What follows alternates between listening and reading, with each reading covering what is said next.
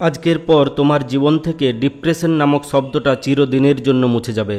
তুমি কোনোদিন আত্মহত্যা করার কথা ভাবতেও পারবে না, আর যারা ভাবছে তুমি তাদেরকে আটকে দিতেও পারবে আত্মহত্যার হাত থেকে। চলো হাতে হাত মিলিয়ে হাজার হাজার মানুষকে বাঁচার রাস্তা তৈরি করে দিই। আজকে তোমাকে আমার ভীষণ প্রয়োজন। তুমি যদি আমার পাশে থাকো না, আমি কথা দিচ্ছি আমার আজকের এই ভিডিওটা দিয়ে আমি কয়েক হাজার মানুষের জীবন বাঁচিয়ে দেবো। It's my challenge. আমি আজকে কথা বলতে চলেছি আত্মহত্যা নিয়ে, যে টপিকটা নিয়ে বেশিরভাগ ইউটিউবার নীরব, বেশিরভাগ ডক্টর নীরব, অথচ এই বিশ্বে প্রতি বছর 8 লক্ষের বেশি মানুষ আত্মহত্যা করে। তারা কেউ পাগল নয়, তাদের বেশিরভাগ শিক্ষিত। আর আমি যদি আমাদের দেশের দিকে তাকাই, তাহলে প্রতি বছর 1,30,000 থেকে 1,40,000 মানুষ আত্মহত্যা করেন আমাদের দেশে। 2020 সালে 1,53,000 মানুষ আত্মহত্যা করেছেন। তুমি শুনলে হয়তো অবাক হয়ে যাবে, আমাদের দেশে প্রতিদিন 28 জন করে স্টুডেন্ট আত্মহত্যা করে। প্রতিদিন 28 জন স্টুডেন্ট আত্মহত্যা করে। তারপরেও আত্মহত্যা নিয়ে সরকার নীরব। আত্মহত্যা নিয়ে তেমনভাবে কেউ মোটিভেট করে না। অথচ তুমি চাইলে, আমি চাইলে কয়েক হাজার মানুষকে বাঁচিয়ে দিতে পারি। এই আত্মহত্যা করার প্রবণতা শুধু অশিক্ষিত লোকের আছে, বা ওরা বাঁচতে চায় না, ওদের কোনো স্বপ্ন ছিল না, ওদের জীবনটাই বেকার, ওদের জন্ম নেওয়াটাই বেকার, আত্মহত্যা করা পাপ, এইসব উল্টোপাল্টা গল্প শুনিয়ে পরে বন্ধ করে দেওয়া বা থামিয়ে দেওয়াটাই অপরাধ। জানো কি, আত্মহত্যা করা অপরাধ নয়। বা আজকের দিনে দাঁড়িয়ে যারা আত্মহত্যা করার চেষ্টা করছে তাদেরকে আর অপরাধী বলা সম্ভব নয়। 2017 সালে অল ওভার ওয়ার্ল্ডে যে নতুন আইন আছে, তাতে যারা আত্মহত্যা করেছে বা যারা আত্মহত্যা করার চেষ্টা করছে তাদেরকে এক ধরনের মানসিক রোগী বলা হয়েছে, তাদেরকে আর অপরাধী বলা হয়নি। 2014 সালের পরে ভারতবর্ষ চেষ্টা করতে শুরু করেছিল, কিন্তু ভারতবর্ষে সেই আইনটা আস্তে আস্তে 2018 সাল লেগে যায়। আমি সেই সব আইন কানুনের দিকে যেতে চাইছি না। গত পরশুদিন আমাদের এই এলাকারই একটা 18 বছরের ছেলে আর একটা 16 বছরের মেয়ে আত্মহত্যা করে নেয়। এক দড়িতে তারা ঝুলে পড়েছিল একটাই গাছের ডালে। তারা দুজন দুজনকে ভীষণ ভালোবাসতো। তারা ধরেই নিয়েছিল তাদের বাড়ির কেউ মেনে নেবে না। গতকাল আমি ছেলেটার বাবার সঙ্গে কথা বলে জানতে পারি, ছেলেটার বাড়িতে কেউ জানতোই না যে সে ওই মেয়েটির সঙ্গে প্রেম করত, এবং ওই মানুষটির কাছেই আমি জানতে পারি মেয়ের বাড়িতেও কেউ জানতো না। অথচ তারা নিজেরাই ধরে নিয়েছিল তাদের দুই বাড়িতে, দুই পরিবারে কেউ কোনো দিন মেনেই নেবে না, আর সেটা ভেবেই তারা দুজনে আত্মহত্যা করে নেয়। গত বছর আমাদের গ্রামের একটি ছেলে আত্মহত্যা করে নিয়েছিল। আমি চাইলেও তাকে বাঁচাতে পারতাম না, আমি চাইলেও তাকে মোটিভেট করতে পারতাম না। তার প্রধান কারণ, তার মেয়ের বিয়ের সময়তে সে আমার ভাইয়ের কাছে টাকা ধার নিয়েছিল। তার অদ্ভুত এক হ্যালুসিনেশন ছিল পুলিশ নিয়ে। সে চারদিকে দেখতে পেত পুলিশ আসছে, আর তার মেয়ের বিয়েতে যে কিছু মানুষের কাছে টাকা ধার নিয়েছিল সেই জন্যই নাকি তাকে পুলিশ ধরতে আসছে। এই ভয়টা ধীরে ধীরে ধীরে ধীরে তাকে আত্মহত্যা করতে বাধ্য করে দেয়।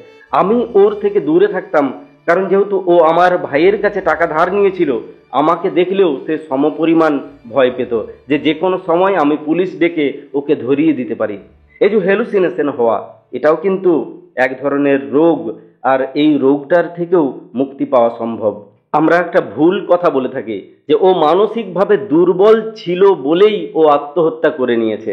এটা একেবারে ভুল একটা কথা। ও মানসিকভাবে ভীষণ শক্তিশালী ছিল বলেই ও আত্মহত্যা করার কথা ভাবতে পেরেছে। কোনো মানসিকভাবে দুর্বল মানুষ কোনোদিন আত্মহত্যা করার কথা ভাবতে পারে না। যারা আত্মহত্যা করে নেয় তারা এক ধরনের মানসিক রোগী অবশ্যই, কিন্তু এই রোগ থেকে তাকে কয়েক দিনের ভেতরেই সারিয়ে তোলা যায়।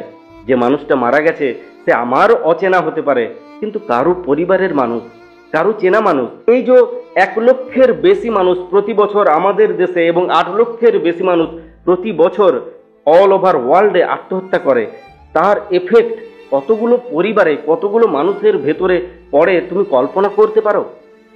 চলো একবার জেনে নেওয়া যাক মানুষ আত্মহত্যা করে কেন। ডিপ্রেশন থেকে মানুষ আত্মহত্যা করে। ডিপ্রেশনটা আসে কোথা থেকে?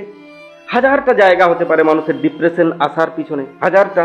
মানে ভালোবেসেছিল, ভালোবাসাটা পায়নি, তার অন্য কোথাও বিয়ে হয়ে গেছে। যে মানুষটা চাকরির স্বপ্ন দেখছিল, সে বুঝে গেছে তার জীবনে আর কোনোদিন চাকরি শব্দটাই আসবেই না। তার হয়তো খুব প্রিয় কাছের কেউ ছিল, খুব প্রিয় বন্ধু হতে পারে, বাড়ির কেউ হতে পারে, তার অকাল মৃত্যু হয়েছে, সেটাও তার ডিপ্রেশনের কারণ, ইভেন তার আত্মহত্যার কারণ হয়ে যেতে পারে। হঠাৎ করে একটি মেয়ের সমস্ত স্বপ্নভঙ্গ হয়েছে গতকালকে রাত্রেবেলাতে যখন তার ধর্ষণ হয়। এরকম হাজার হাজার কারণ হতে পারে একজন মানুষের আত্মহত্যা করে নেওয়ার পিছনে। শুধুমাত্র কারণগুলো জানলেই তো হবে না, এর কি কোনো সমাধান নেই? অবশ্যই আছে। যখন একজন মানুষ আত্মহত্যা করার কথা ভাবেন, তখন এক ধরনের বিশেষ হরমোনের ক্ষরণ আমাদের ব্রেনে ভীষণভাবে বেড়ে যায় কিংবা পুরোপুরি কমে যায়। আমি কিছুদিন আগে ডোপামাইন নিয়ে একটা ভিডিও বানিয়েছিলাম, আমি জানি না তুমি দেখেছো কিনা। তো সেই ভিডিওতেও আমি আলোচনা করেছিলাম। তো বিশেষ বিশেষ কিছু হরমোন আমাদের ব্রেনে ভয়ঙ্করভাবে বাড়তে শুরু করে কিংবা ভয়ঙ্করভাবে কমতে শুরু করে যখন আমাদের মনের ভেতরে আত্মহত্যা করার প্রবণতা তৈরি হয়। আর সেই টাইমটাতে কেউ যদি সামান্যটুকু আমাদের সাথ দিয়ে দেয় না, আমরা আর আত্মহত্যা করার কথা কিছুতেই ভাববই না। এই হরমোনগুলো এতটা ভয়ঙ্কর যেটা তুমি আমি হয়তো কল্পনাও করতে পারবো না, যে একজন মানুষকে কিরকম ভাবে মোটিভেট করে মৃত্যুর দিকে এগিয়ে যাওয়ার জন্য। আর যে মানুষটা আত্মহত্যা করে নেয় সে বুঝতেই পারে না জীবন আর মৃত্যুর মাঝে ফারাক কতটুকু। আর এটা বুঝতে না পারার জন্যই এত সহজে মানুষ এই পৃথিবীটা ছেড়ে দিয়ে হাসি মুখে চলে যায়।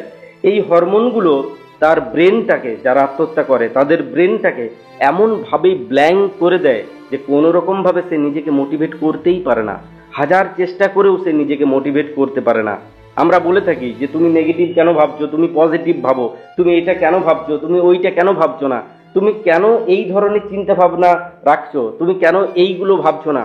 আমরা যতই বলি না কেন তারা ভাবতে পারে না, কারণ সেই মুহূর্তটাতে তাদের ব্রেনে এমন কোনো হরমোনের ক্ষরণ হয় না যার থেকে সে মোটিভেট হতে পারে।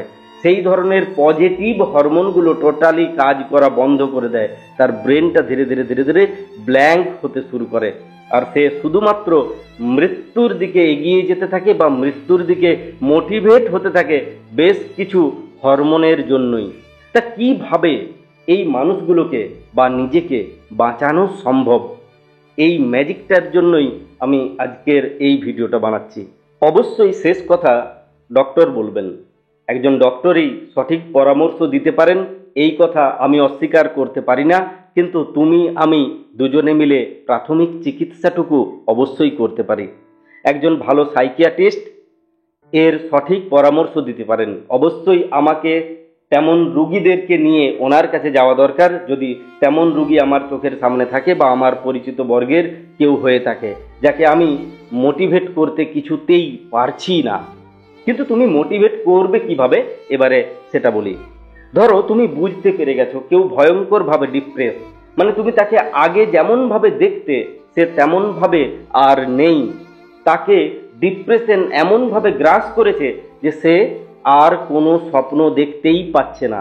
সে প্রত্যেকটা কথা নেগেটিভ বলছে, ইভেন সে জানিয়ে দিচ্ছে আমি যে কোনো দিন সুইসাইড করতে পারি।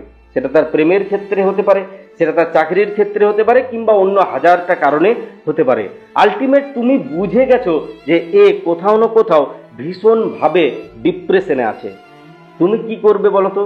তুমি যদি তাকে বোঝাও, তাকে যদি ডিপ্রেশন থেকে টেনে বার করে আনার চেষ্টা করো, আর সে যদি সেটা বুঝে যায়, তাহলে কিন্তু তোমার আর কোনো কথাই তার জীবনে কোনো কাজেই লাগবে না। তাই তাকে বুঝতে দেওয়াই চলবে না। তুমি তাকে ওর ওই ডিপ্রেশনটা থেকে বাইরে বার করার চেষ্টা করছো, এটা যেন সে কিছুতেই বুঝতে না পারে। তুমি খুব সুন্দরভাবে ওর শৈশবের গল্পগুলো করতে শুরু করো কিংবা জানতে শুরু করো। তুমি যদি নিজে জানো তাহলে সেই ধরনের গল্প বলতে শুরু করো যে জায়গাগুলো ওর ভীষণ আবেগের কিন্তু কষ্ট দেয় না। প্রেমে আঘাত পেয়েছে আর তুমি সেই প্রেম নিয়েই গল্প শুরু করে দিলে, তাতে কিন্তু তার ডিপ্রেশনটা আরো বেড়ে যাবে। তাই তার সঙ্গে প্রেম নিয়ে গল্প না করে তার শৈশব নিয়ে গল্প করতে শুরু করো, তার ছোটবেলার দিনগুলো নিয়ে গল্প করতে শুরু করো, তার যে ভালো ভালো জায়গাগুলো আছে জীবনের সেই জায়গাগুলোকে নিয়ে পরে আলোচনা করতে শুরু করো। তার বিশেষ বিশেষ খেলার স্টাইল, খেলার ধরন, সেইগুলো নিয়ে আলোচনা করতে শুরু করো। কিংবা তার কাছে জানতে চাও তার জীবনের সেই সমস্ত গল্পগুলোকে। তাহলে দেখবে ধীরে ধীরে ধীরে ধীরে সে তোমাকে সমস্তটুকু বলতে শুরু করবে। আমাদের প্রত্যেকের কাছেই আমাদের শৈশবটা হচ্ছে ভীষণ আবেগের। আর আমরা যখন আমাদের শৈশবের গল্প বলতে শুরু করি তখন ভয়ঙ্করভাবে আমাদের ভেতরে একটা আগ্রহ তৈরি হয়ে যায়। আর যে মুহূর্তে তুমি শৈশবের গল্প তার কাছ থেকে জানতে শুরু করলে আর সে বলতে শুরু করলো না, সেই মুহূর্ত থেকেই পজিটিভ হরমোনগুলো, যেগুলো আমাদেরকে মোটিভেট করতে শুরু করে বা আমাদেরকে মোটিভেট রাখতে শুরু করে, সেই হরমোনগুলো ধীরে ধীরে ধীরে ধীরে সক্রিয় হতে শুরু করে যায়। যে মুহূর্তে সেই হরমোনগুলো সক্রিয় হতে শুরু করলো, সেই মুহূর্ত থেকেই ওই মানুষটার মনের ভেতর থেকে মৃত্যুর ইচ্ছেটা কমতে শুরু করে। এটা একটা ম্যাজিক্যাল স্টাইল একজন মানুষকে বাঁচিয়ে রাখার জন্য। তুমি যত বেশি করে তার সেই জায়গাগুলো নিয়ে গল্প করতে শুরু করবে, তত বেশি পরিমাণে তার ব্রেনে পজিটিভ হরমোনের ক্ষরণ হতে শুরু করে যাবে। আর এই ডোপামাইন টাইপের যে হরমোনগুলো, যেগুলো আমাদেরকে ভীষণভাবে নেগেটিভ কিংবা পজিটিভ দিকে নিয়ে চলে যায়, প্রেমের ক্ষেত্রেও কিন্তু ডোপামাইনটা এইরকমভাবেই কাজ করে। তোমাকে ভীষণ পরিমাণে তার দিকে ঠেলে দেবে কিংবা ভীষণ পরিমাণে তোমাকে তার থেকে দূরে সরিয়ে দেবে। আর তুমি বুঝতেই পারবে না যে খেলটা আমার ব্রেন খেলছে, আমার মন খেলতেই পাচ্ছে না।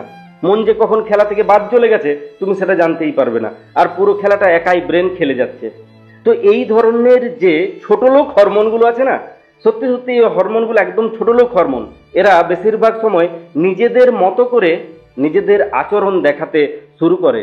এরা এত ভীষণ পরিমাণে মানুষকে ডিপ্রেস করে দেয় যে সেই পরিমাণে ডিপ্রেস কোনো প্রেমিক বা প্রেমিকাও করতে পারে না। এই হরমোনগুলো এতটা ছোট লোক হয়ে থাকে।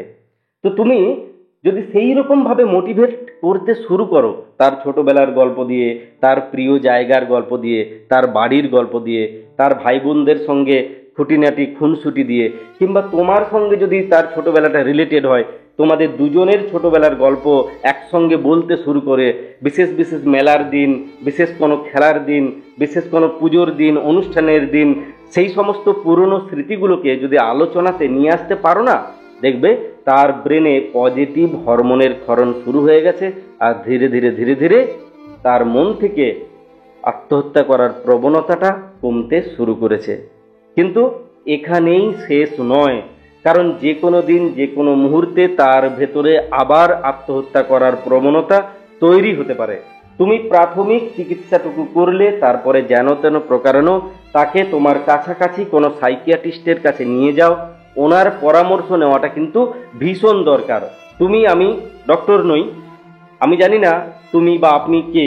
আপনি হতেও পারেন যে আপনি কোনো বিশেষ ডক্টর, হতেও পারেন। যদি তেমন কেউ আমার ভিডিওটা দেখছেন, আমার প্রণাম নেবেন। আর আমার এই সামান্য চেষ্টাটাকে সাফল্যমণ্ডিত করার জন্য আপনার সাহায্যের হাত অবশ্যই বাড়িয়ে দেবেন। তো সেই রকম প্রাথমিক চিকিৎসা করার পর আমরা যখন সেই রুগীকে বা সেই বন্ধুকে ডক্টরের কাছে নিয়ে যাব, উনি সঠিক পরামর্শ দিয়ে ওই মানুষটাকে সুস্থ করে দিতে পারবেন। এই জায়গাটাতেও কিন্তু তাকে মোটিভেট করাটা ভীষণভাবে দরকার, যে কিভাবে ওকে ডক্টরের কাছে পৌঁছাবে। কোনো মানুষ কিন্তু ওই সাইকিয়াট্রিস্টের কাছে যেতে চায় না, আমরা নিজেরাও যেতে চাই না, কারণ লোকে পাগল ভাববে। সেই দায়িত্বটা তোমাকে নিতে হবে। তুমি যদি তাকে ঠিকভাবে বোঝাতে পেরেছো যে তার মন থেকে সমস্ত নেগেটিভ কথাগুলো বেরিয়ে যাবে, সে ধীরে ধীরে পজিটিভ রাস্তা খুঁজে পাবে। চলো না একবার যাই না ডক্টরের কাছে, কি হয়েছে কেউ তো জানবে না, তুমি আর আমি জানবো, পৃথিবীর কেউ জানবে না, চলো একবার দেখিয়ে আসি। তুমি যদি মোটিভেট করে নিয়ে যেতে পেরেছো, তুমি তাকে মৃত্যুর হাত থেকে বাঁচিয়ে দিতেও পেরেছো। আমি দুজনে মিলে যদি একসঙ্গে হাত মিলিয়ে দিতে পারি না, কত হাজার মানুষকে আমরা বাঁচিয়ে দিতে পারবো, এটা কল্পনার অতীত। আমি যেরকম ভাবে বললাম ছোটবেলার গল্প আলোচনা করতে, ঠিক এমনটা যদি আমাদের সঙ্গে ঘটে, মানে আমি নিজেই সুইসাইড করতে চাইছি, আমি নিজেই আত্মহত্যা করতে চাইছি, আমি তো আর লোককে বলতে পারবো না আমার ছোটবেলার গল্পগুলো। কে শুনবে, কে শুনতে চাইবে? সেই জায়গাতে আমার দায়িত্ব হচ্ছে, যখন আমি ভীষণ ডিপ্রেশনে আছি, আমার মাথা কাজ করছেই না, আমি পজিটিভ কিচ্ছু দেখতে পাচ্ছি না, এই পৃথিবীতে সমস্ত কিছুই আমার কাছে অন্ধকার মনে হচ্ছে, সেই জায়গায় দাঁড়িয়ে পড়ে আমি যদি খাতার পাতাতে কিংবা ডায়েরির পাতাতে আমার ছোটবেলার ফেলে আসা দিনগুলো, আমার সেই সমস্ত আবেগী দিনগুলোকে লিখতে শুরু করি, ধীরে ধীরে ধীরে ধীরে আমার সঙ্গেও তেমনটাই ঘটবে যেমনটা আমি এতক্ষণ পর্যন্ত তোমাকে বোঝালাম। আমরা চাইলেই নিজেদেরকে নিজেদের শৈশবের সেই সমস্ত স্মৃতি দিয়ে পরে মোটিভেট রাখতে পারি, আর সেই সমস্ত হরমোনগুলো যেগুলো পজিটিভ হরমোন সেগুলোকে জাগিয়ে রাখতে পারি, আর এই ছোটলোক হরমোনগুলোর বদমাইশিগুলোকে বন্ধ রাখতে পারি। তাই প্লিজ, যদি কোনোদিন নিজেকে ভীষণ ডিপ্রেশনে মনে হয় যে আমি নিজে ভীষণ ডিপ্রেশনে আছি, সেই জায়গায় দাঁড়িয়ে পড়ে তোমার যে প্রিয় দিনগুলো শৈশবের সেইগুলোকে লিখতে শুরু করো, কিংবা মা বাবার কাছে জানতে শুরু করো, মা বাবার সঙ্গে গল্প করতে শুরু করো। তুমি দেখবে তোমার ডিপ্রেশনটা কয়েক দিনের ভেতরে 0 লেভেল পর্যন্ত চলে এসেছে। নিজের সঙ্গে ঘটনাটা ঘটলে, নিজে ডিপ্রেশনে থাকলে আমি তোমাকে অবশ্যই পরামর্শ দেব, এই কাজগুলো করার সঙ্গে সঙ্গে অবশ্যই একজন ভালো সাইকিয়াট্রিস্টের পরামর্শ নেওয়া ভীষণ দরকার, ভীষণ দরকার। দেখবে তুমি কত সহজে শুধু নিজেকে নয় আরও কত মানুষকে উদ্ধার করতে পেরেছো। আর আমরা সবাই যদি সবার সঙ্গে হাত মিলিয়ে দিই না, কত মানুষকে যে আমরা বাঁচাতে পারবো সেটাই আমাদের কল্পনার অতীত। চলো না একটা ভালো কিছু করি, কারণ আমরা প্রত্যেকেই ভালোবাসার মানুষ, আর যারা যারা ভালোবাসার সঙ্গে বা প্রেমের সঙ্গে জুড়ে আছে তারাই তো এই চ্যানেলের সঙ্গে জুড়ে আছে। আমরা অসাধ্য সাধন করতে পারি, সেই ক্ষমতা আমাদের আছে, কারণ আমরা মন দিয়ে প্রাণ দিয়ে ভালোবাসতে পেরেছি।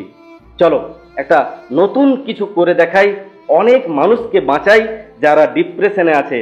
তারা ছোট ছোট ছোট ছোট মানসিক রোগী, তারা কেউ হেরে যাওয়ার জন্য এই পৃথিবীতে আসেনি, তাদেরকে জয়ের পথটা আমরাই দেখিয়ে দিই। ভিডিওটা যদি ভালো লেগেছে প্লিজ লাইক করবে, চ্যানেল যদি এখনো পর্যন্ত সাবস্ক্রাইব করোনি তাহলে করছোটা কি নিজেকে জিজ্ঞাসা করবে। ভালো থাকবে, ভালোবাসাতে থাকবে, আর প্রত্যেকটা মানুষকে ভালো রাখবে। চলো আবার কালকে কিংবা পরশুদিন দেখা হচ্ছে নতুন কোনো টপিক নিয়ে।